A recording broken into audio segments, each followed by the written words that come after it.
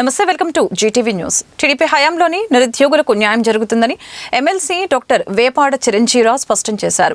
మంగళవారం ఉదయం నగరంలోని జిల్లా టీడీపీ కార్యాలయంలో జరిగిన మీడియా సమావేశంలో ఆయన మాట్లాడారు. రాష్ట్రంలో నియంత పాలన పోయి ప్రజాపాలన వచ్చిందని ఆనందం వ్యక్తం చేశారు. టీడీపీ ప్రభుత్వం ఏర్పడిన తర్వాత ఉపాధ్యాయ విద్యకు ఎంతో ప్రాధాన్యత ఇస్తుందని, టీడీపీ హయాంలో 11 డిఎస్సీ తీశారని తెలిపారు. చంద్రబాబు సీఎంగా బాధ్యతలు స్వీకరించిన వెంటనే డిఎస్సీపై మొదటి సంతకం చేశారని తెలిపారు. నారా లోకేష్ మంత్రిగా బాధ్యతలు తీసుకున్న తర్వాత మొదటి సంతకం డిఎస్సీ విధి విధానాలపై పెట్టారని చెప్పారు.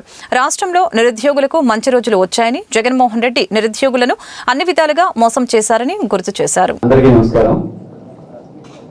మొన్న 12వ తేదీన తెలుగుదేశం పార్టీ ముఖ్యంగా ప్రమాణ స్వీకారం అయిన తర్వాత ఇప్పటికి ఇంకా 2 వారాలు కూడా పూర్తి కాలేదు. రాష్ట్రంలో చాలా స్పష్టంగా నియంత పాలన నుండి ప్రజాపాలన వైపు అడుగులు వేస్తున్నట్లు, నిరుద్యోగుల అనుకూల ప్రభుత్వంగా మారుతున్నట్లు, ముఖ్యంగా ఉద్యోగులు ఉపాధ్యాయ విద్యలో నాణ్యత పెరుగుతున్నట్టుగా చాలా స్పష్టంగా ప్రభుత్వం తీసుకుంటున్న చర్యలన్నీ మనకు తెలియవస్తున్నాయి.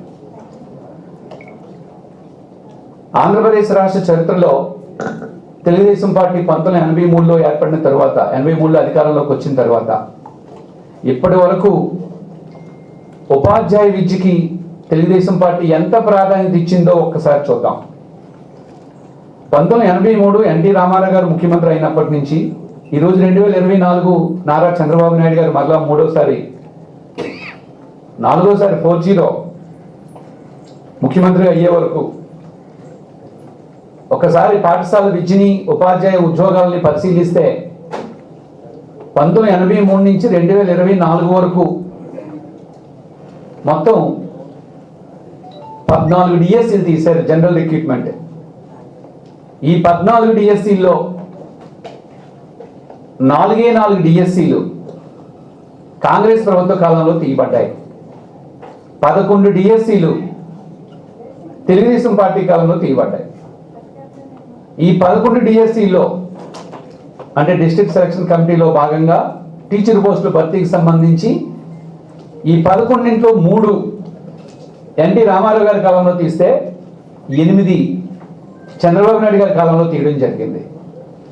మొత్తం 11 డిఎస్సీలు తెలుగుదేశం హయాంలో తీశారు. ఇప్పుడు ఇది 12వ డిఎస్సీ. తెలుగుదేశం పార్టీ ఉపాధ్యాయ విద్యకి, ఉపాధ్యాయులకి, నిరుద్యోగులు కలగంటున్న ప్రభుత్వ కొలువులకి ఎంత ప్రాధాన్యత ఇస్తుంది అనేది ఈ 15 రోజుల నుంచి ప్రభుత్వం తీసుకున్న చర్యలు బట్టి మనకి అర్థమవుతుంది. నారా చంద్రబాబు నాయుడు గారు ప్రమాణ స్వీకారం చేసిన వెంటనే తొలి సంతకాన్ని మెగా డిఎస్సీపై పెట్టడం జరిగింది.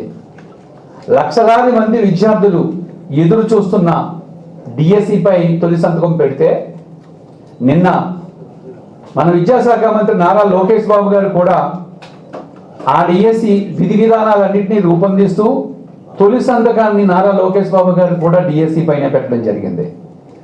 నిన్న మొట్టమొదటి రాష్ట్ర కేబినెట్ నిర్వహిస్తే ఈ రాష్ట్ర కేబినెట్లో ఎక్కువ చర్చ దేనిపై జరిగింది అంటే డిఎస్సీ టెట్ పైనే జరిగింది. అంటే రాష్ట్ర ప్రభుత్వం ప్రభుత్వ విద్యకి, ఉపాధ్యాయులకి, నిరుద్యోగుల్లో ఉద్యోగాలు కల్పించడంలో చూపిస్తున్న శ్రద్ధ పట్ల ఎంత అవగాహన ఉందనేది మనం అర్థం చేసుకోవాలి. నిన్న జరిగిన కేబినెట్ మీటింగ్లో ఒకటి డిఎస్సి ఇచ్చే ముందు టెట్ నిర్వహించాలా వద్దా అనేది సుదీర్ఘంగా చర్చ సాగింది.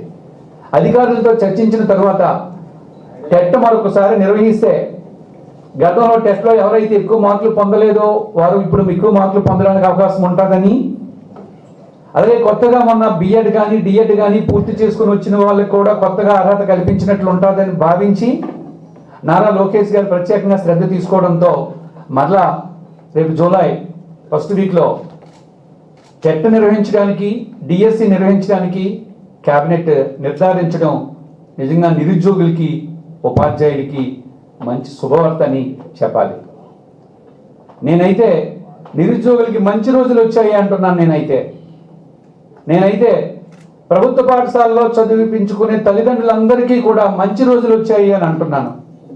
ఎందుకంటే నారా లోకేష్ బాబు గారు ఆయన యువగలంలో కానీ శంకారామంలో కానీ ఎక్కడికి వెళ్ళా సరే రాష్ట్రంలో విద్యా వ్యవస్థను ప్రక్షాళన చేస్తానని చెప్పారు. అందులో భాగంగా నిన్న సార్తో చర్చిస్తే ఖచ్చితంగా మనం రాష్ట్రంలో విద్యని బలోపేతం చేయాలి, తల్లిదండ్రులు తమ పిల్లల్ని ప్రైవేట్ పాఠశాలలకు బదులు ప్రభుత్వ పాఠశాలలకి పంపించే స్థితికి మన రాష్ట్రంలో విద్యా వ్యవస్థని బలోపేతం చేయాలని చెప్పి చాలా స్పష్టమైన అవగాహనతో సార్ మాట్లాడారంటే ఇది అటు పేదలకు ఉపయోగం, ఇటు తల్లిదండ్రులకు ఉపయోగం, ఇటు నిరుద్యోగులకి కూడా ఉపయోగం అని చెప్తున్నాను. గతంలో 2018-19లో ప్రతిపక్ష నాయకుడిగా ఉన్నప్పుడు జగన్మోహన్ రెడ్డి గారు ఎన్నో అబద్ధపు హామీలు ఇచ్చారు. నేను అధికారంలోకి వస్తే 2,30,000 ఉద్యోగాలు తెస్తామని, ప్రతి సంవత్సరం జాబ్ క్యాలెండర్ తెస్తామని, మెగా డిఎస్సి 23,000 ఉద్యోగాలతో తెస్తామని చెప్పి హామీలు ఇచ్చి ఆ హామీలు వేటిని కూడా అమలుపరచలేదు.